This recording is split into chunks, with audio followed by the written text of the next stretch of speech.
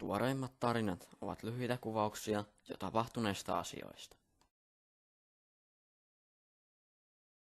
Menyt-palvelun voi myös asettaa hakemaan tarinoita Facebook-sivuilta ja Twitteristä ja Instagramista tagien avulla.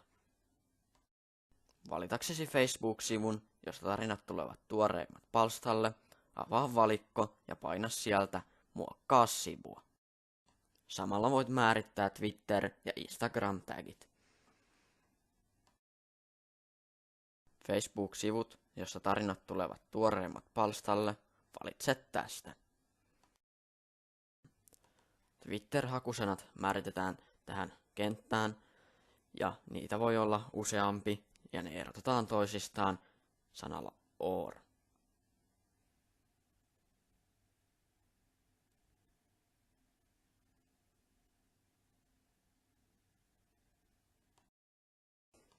Twitter-hakusanojen alapuolelle voit määrittää Instagram-hakusanan, joita voi olla vain yksi.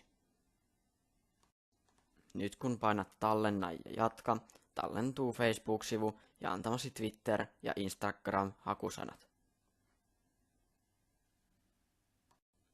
Huomaa vielä, että lista Facebook-sivuista näkyy vain käyttäjälle, joka on alun perin valinnut Facebookin uutislähteeksi ja antanut Facebookille luvan uutisvirran luovuttamiseen saitin käyttöön.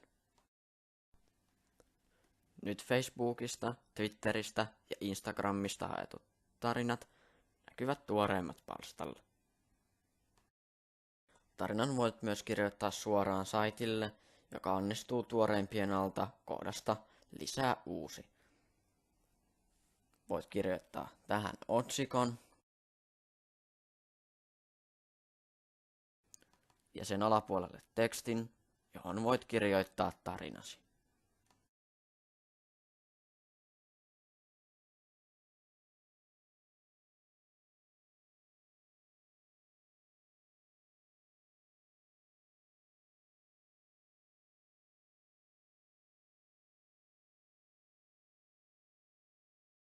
Sen lisäksi voit vielä lisätä julkaisuusi kuvan koneeltasi painamalla lataa kuva.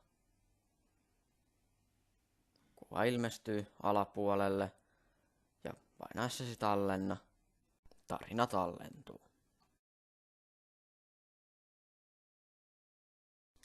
Nyt vielä kerran painetaan oikeasta ylänurkasta hyväksy ja tallenna ja sivun ladattua tarinasi on lisätty tuoreimmat palstalle. Siinä näkyvät otsikko, teksti ja kuva.